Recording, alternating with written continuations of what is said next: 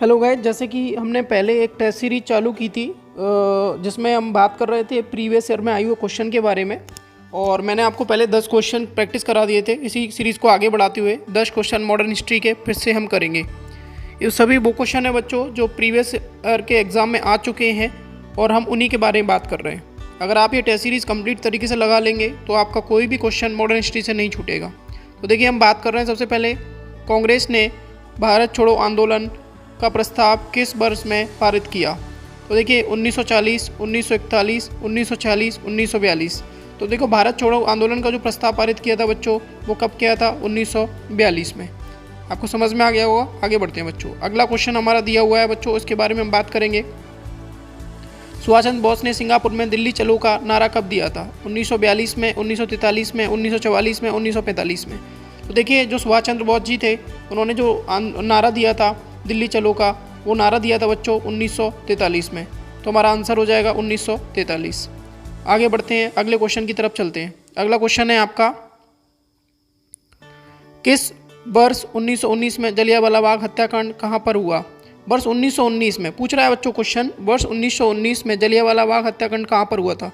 अमृतसर में, नागपुर में, चंडीगढ़ में, कोलकाता में। देखिए, जो जलियांवाला बाग है ये कहाँ पर स्थित था भाई? ये अमृतसर में था। तो इसका आंसर क्या हो जाएगा? अमृतसर। तो ये आपका सही आंसर होगा। इसी को हम आगे बढ़ाते हैं। अगला क्वेश्चन है हमारा, नमक सत्याग्रह किस ईस्वी में प्रारंभ हुआ? तो नमक सत्याग्रह किस ईस्वी में प्रारंभ हुआ, इसके बारे में बात करेंगे। 1930 में, 1932 में, 1928 में, 1931 में।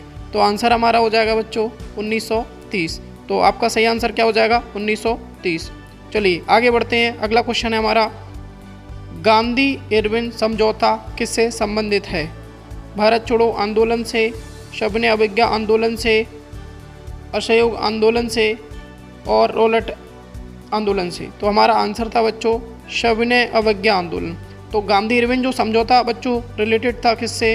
वो रिलेटेड था अपना सविनय अवज्ञा आंदोलन से। तो हमारा आंसर कौन सा हो जाएगा? दूसरा। देखिए आगे बढ़ते हैं।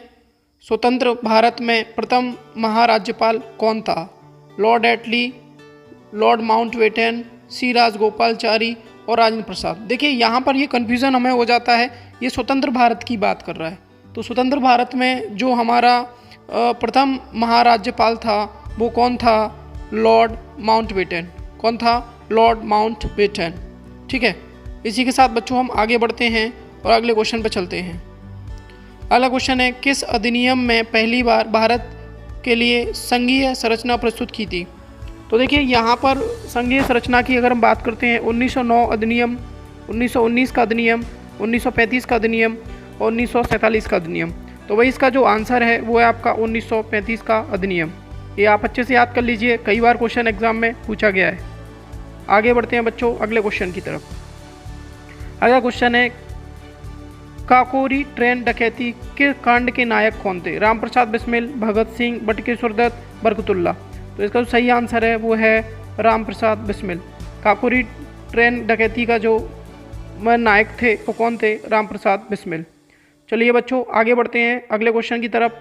1919 के अधिनियम में द्वैध शासन प्रणाली को किस व्यक्ति ने परिचित कराया? वो कौन थे?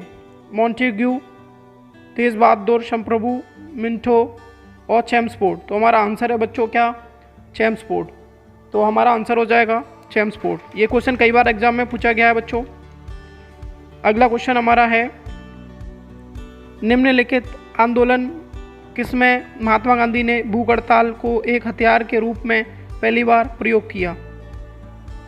1920 से 1922 का असहयोग आंदोलन, 1919 का रॉलेट सत्याग्रह, 1918 का अहमदाबाद मिल मजदूर हड़ताल और वारदोली।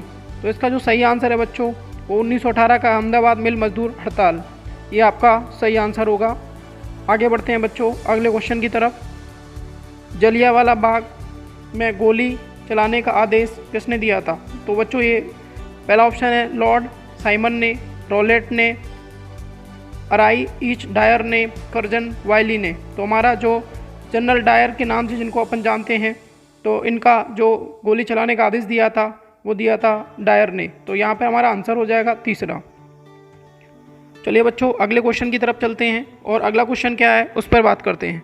महात्मा गांधी को सर्वप्रथम राष्ट्रपिता किसने कहा था? वल्लभ भाई पटेल ने, सी राजगोपालाचारी ने, सुभाष चंद्र बोस ने, जे.एल. नेहरू ने। तो बच्चों इनको जो बोला था सबसे पहले राष्ट्रपिता, वो उपाधि दी थी सुभाष चंद्र बोस ने। तो हमारा सही आंसर हो जाएगा तीसरा।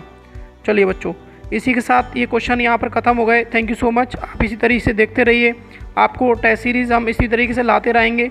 आप 10-10 क्वेश्चन करके प्रैक्टिस करते रहिए और इसको शेयर करिए, फॉलो करिए और लाइक और शेयर का बटन ज़रूर दबाइए। Thank you so much. जय हिंद, जय भारत।